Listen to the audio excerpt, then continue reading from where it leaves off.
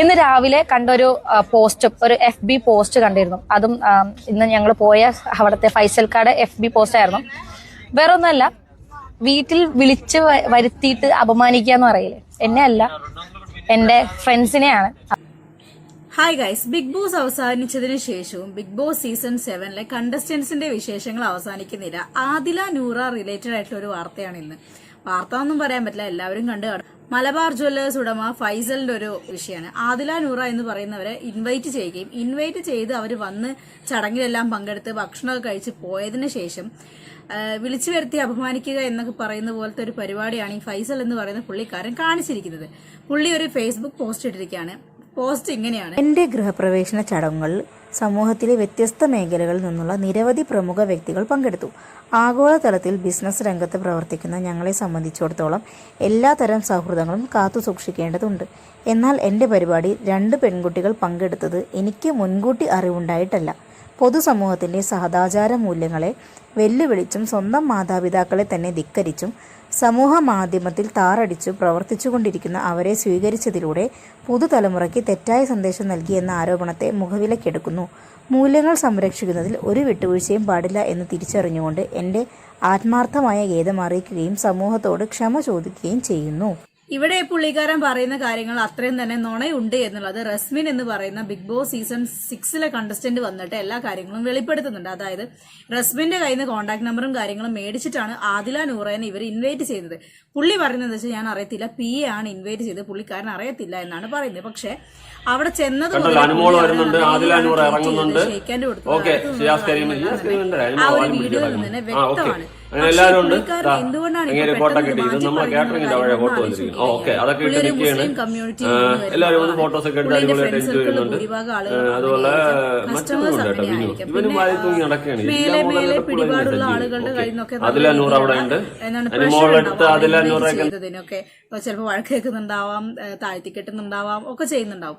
കാരണം ആദില നൂറ എന്ന് പറയുന്ന അവരുടെ ആ ഒരു ലെസ്ബിയൻ കപ്പിൾസ് മുസ്ലിം കമ്മ്യൂണിറ്റിക്ക് എതിരായി നിൽക്കുന്ന 2 പേരാണ്. അതുകൊണ്ട് തന്നെ എതിരായി നിൽക്കുക എന്ന് പറഞ്ഞു കഴിഞ്ഞാൽ മുസ്ലിം കമ്മ്യൂണിറ്റിനെ എതിർത്ത് നിൽക്കുക എന്നല്ല, അവരുടെ വിശ്വാസങ്ങളെയും ആചാരങ്ങളെയും എല്ലാം കാറ്റി പറത്തിക്കൊണ്ടുള്ള നമുക്കറിയാലോ ഒരുതരം റിലേഷൻഷിപ്പ്.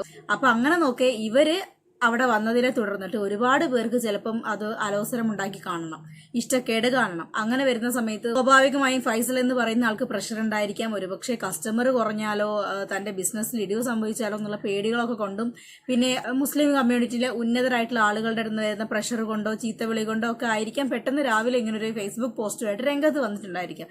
എന്തൊക്കെ പറഞ്ഞു കഴിഞ്ഞാലും ശുദ്ധ തെണ്ടിത്തരം തന്നെയാണ് ചെയ്തിട്ടുള്ളത്. കാരണം അവരെ വിളിച്ചു വരുത്തി കയ്യും കൊടുത്ത് അടുത്ത് നിർത്തി അത്രയും പരിപാടിയിൽ ഉടനീളം പങ്കെടുപ്പിച്ചതിന് ശേഷം ഭക്ഷണം കഴിച്ച് വീട്ടിൽ പോയ അവരെ ഞങ്ങൾ ഇൻവൈറ്റ് ചെയ്യാതെയാണ് അവർ വന്നിട്ടുള്ളത്, എനിക്കത് അറിയത്തില്ലായിരുന്നു എന്ന് പറഞ്ഞതിനോട് എനിക്കൊട്ടും യോജിപ്പില്ല. വിളിച്ചു വരുത്തി അപമാനിക്കുക തന്നെയാണ് ചെയ്തിട്ടുള്ളത്. അല്ലെങ്കിൽ നിങ്ങൾ മിണ്ടാതിരിക്കണമായിരുന്നു.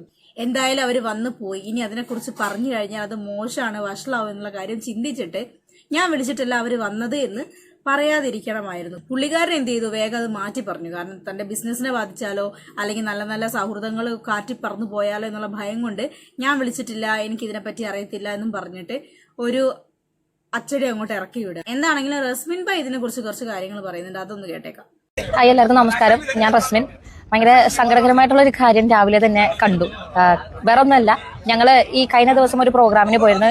ഞാൻ, എന്റെ സീസണിലുണ്ടായിരുന്ന നോറ, അതുപോലെ ഈ സീസൺ 7 ആദില നൂറയായിട്ട് നമ്മുടെ മലബാർ ഗോൾഡ് ആൻഡ് ഡയമണ്ട്സിന്റെ ഫൈസൽക്കാട് ഹൗസ് വാമിങ്ങിന് കോഴിക്കോട് പോയിട്ടുണ്ടായിരുന്നു. നമ്മളെ ഇങ്ങോട്ട് വിളിച്ചു, ഇൻവിറ്റേഷനൊക്കെ അയച്ചു. എല്ലാവരും ഓൾമോസ്റ്റ് എല്ലാ മേഖലയിലുള്ള ആൾക്കാരും അവിടെ വന്നിട്ടുണ്ടായിരുന്നു. ഞങ്ങൾ വളരെയധികം നല്ല രീതിയിൽ തന്നെയാണ് ട്രീറ്റ് ചെയ്തത്. നമ്മളെ കൊണ്ടു നടന്ന ഓരോ സ്ഥലങ്ങളിൽ നമുക്ക് ത്രൂ ഔട്ട് നമ്മുടെ കൂടെ ഒരാൾ ഫുള്ള് കാണിച്ചു തരാനും എക്സ്പ്ലോർ ചെയ്യാനൊക്കെ ഒരാൾ കൂടെ ഉണ്ടായിരുന്നു. അതിലൊക്കെ ഒരുപാട് സന്തോഷം. പക്ഷേ ഇന്ന് രാവിലെ കണ്ടൊരു പോസ്റ്റ്, ഒരു FB പോസ്റ്റ് കണ്ടിരുന്നു. അതും ഇന്ന് ഞങ്ങൾ പോയ അവിടുത്തെ ഫൈസൽക്കാട് FB പോസ്റ്റ് ആയിരുന്നു. വേറെ ഒന്നല്ല, വീട്ടിൽ വിളിച്ച് വരുത്തിയിട്ട് അപമാനിക്കുക എന്ന് പറയില്ലേ, എന്നെ അല്ല, എന്റെ ഫ്രണ്ട്സിനെയാണ്. അപ്പോ മനുഷ്യനായിട്ട് കാണാൻ പറ്റാത്ത ആൾക്കാർ ഭയങ്കര സങ്കടം. ഒരിക്കലും ഫൈസൽക്കാരുടെ അടുത്ത് നിന്ന് ഞാൻ ഇത് എക്സ്പെക്ട് ചെയ്തില്ല. എനിക്ക് ഒരുപാട് ബഹുമാനവും അതുപോലെ ഒരുപാട് സ്നേഹമുള്ള ഒരു വ്യക്തി തന്നെയായിരുന്നു ഫൈസൽക്കാർ. പക്ഷേ ഫൈസൽക്കാരുടെ ഭാഗത്ത് നിന്ന് ഇങ്ങനൊരു കാര്യം വന്നതിൽ ഒരുപാട് സങ്കടമുണ്ട്. ഈ ഒരു പോസ്റ്റ് കണ്ടതോടുകൂടി എല്ലാം പോയി. ഫൈസൽക്കാർ എനിക്ക് മനസ്സിലാവുന്നില്ല, അവര് ആദില നൂറ എന്ന് പറയുന്ന പെൺകുട്ടി ഒരുപാട് കഷ്ടപ്പെട്ട് ഒരുപാട് സ്ട്രഗിൾ ചെയ്തിട്ടാണ് അവർ ഈ ഒരു പൊസിഷൻ വരെ എത്തിയത്. നിങ്ങളാണ് അവർ ഇൻവൈറ്റ് ചെയ്തത്. എന്നിലൂടെ, അതായത് എന്റെ അടുത്ത് നിന്നാണ് കോൺടാക്ട് മേടിച്ചിട്ട് അവരെ കോൺടാക്ട് ചെയ്തതും കോർഡിനേറ്റ് ചെയ്തതും ഞങ്ങൾ എല്ലാവരും ഒരുമിച്ച് വന്നത്. എന്നിട്ട് എന്തുകൊണ്ടാണ് ഫൈസൽക്ക രാവിലെ ഇങ്ങനെ ഒരു പോസ്റ്റ്, അതായത് സമൂഹത്തിൽ അക്സെപ്റ്റ് ചെയ്യുന്നില്ല, അല്ലെങ്കിൽ വീട്ടുകാരെ അത്രയും ബുദ്ധിമുട്ടിച്ചു, പിന്നെ അവരെന്താ ചെയ്യണ്ടേ? വീട്ടുകാരെ അവർ അക്സെപ്റ്റ് ചെയ്യുന്നില്ല എന്ന് പറഞ്ഞാൽ അവർ പോയി ചാവണോ, മരിക്കണം? വീട്ടുകാർ കൊല്ലുന്നു പറഞ്ഞു, സ്വന്തം മക്കളെ കൊല്ലാൻ മടിക്കാത്ത വീട്ടുകാരാണ് അവരുടെ. അപ്പൊ അങ്ങനെയുള്ള വീട്ടിൽ നിന്നും ഓടി രക്ഷപ്പെടുക അല്ലാതെ അവിടെ തന്നെ അടിമകളെ പോലെ അവർ പറയുന്നതും അനുസരിച്ച് താല്പര്യമില്ലാത്ത കല്യാണം കഴിച്ച് എങ്ങോട്ട് രണ്ടുപേരുടെയും ജീവിതം തൊലച്ച് നടക്കണോ? എനിക്കത് മനസ്സിലാവുന്നില്ല. ഈ ഒരു ഇഷ്യൂ കണ്ടപ്പോ ഭയങ്കര സങ്കടമുണ്ട്. ഫൈസൽക്കാരുടെ അടുത്ത് നിന്നും ഇത് ഒട്ടും എക്സ്പെക്ട് ചെയ്തിട്ടില്ല. അപ്പോ ഇനി എനിക്ക് നിങ്ങളെ തിരുത്താനോ അല്ലെങ്കിൽ പറഞ്ഞ് മനസ്സിലാക്കാനോ ഞാൻ ഒരാളും അല്ല. പക്ഷെ മനുഷ്യനായിട്ട് കണ്ടു കഴിഞ്ഞാൽ അത്രയും നല്ലത്. ഓക്കെ, റസ്മിൻ പറഞ്ഞതിൽ നിന്ന് എല്ലാവർക്കും ഒരുവിധം കാര്യങ്ങൾ വ്യക്തമായെന്ന് കരുതുന്നു. ആദിലേനെയും നൂറേനെയും കോൺടാക്ട് നമ്പർ മേടിച്ചിട്ട് അവർ തന്നെയാണ് അവരെ കോൺടാക്ട് ചെയ്തിട്ടുള്ളത്. അയാളുടെ അറിവോട് തന്നെയാണ് ആദിലയും നൂറയും അവിടെ പോയത് എന്നാണ് ഞാൻ മനസ്സിലാക്കുന്നത്. പോയതിന് ശേഷം നടന്ന കാര്യങ്ങൾ നമ്മൾ ഓൾറെഡി പറഞ്ഞു കഴിഞ്ഞു. അയാൾക്ക് എന്തൊക്കെയോ പേടിയോ കാര്യങ്ങളെല്ലാം കൊണ്ട് അയാൾ എന്ത് ചെയ്തു, പെട്ടെന്ന് അയാളെ ന്യായീകരിക്കുന്ന രീതിയിൽ ഒരു ഫേസ്ബുക്ക് പോസ്റ്റ് അങ്ങോട്ട് ഇട്ടു. അവിടെ നാണം കെട്ടത് ആദിലയും നൂറയൊക്കെയാണ്. ഒരുപാട് പേര് അതിനെ കർമ്മ എന്ന് വിശേഷിപ്പിക്കുന്നുണ്ട് എന്നുണ്ടെങ്കിലും ഞാൻ അതിൽ വിശ്വസിക്കുന്നില്ല. കർമ്മയൊന്നും ആയിരിക്കണമെന്നില്ല. എന്നെ സംബന്ധിച്ചിടത്തോളം അവരോട് എനിക്ക് ചെറിയൊരു ഇഷ്ടക്കേട് ഉണ്ട് എന്നുണ്ടെങ്കിൽ തന്നെ അത് മറ്റേ ലെസ്ബിയൻ കപ്പിൾ ആയതുകൊണ്ടും അവരൊരു സ്ത്രീ വിവാഹം കഴിച്ചതുകൊണ്ടും ഒന്നുമല്ല.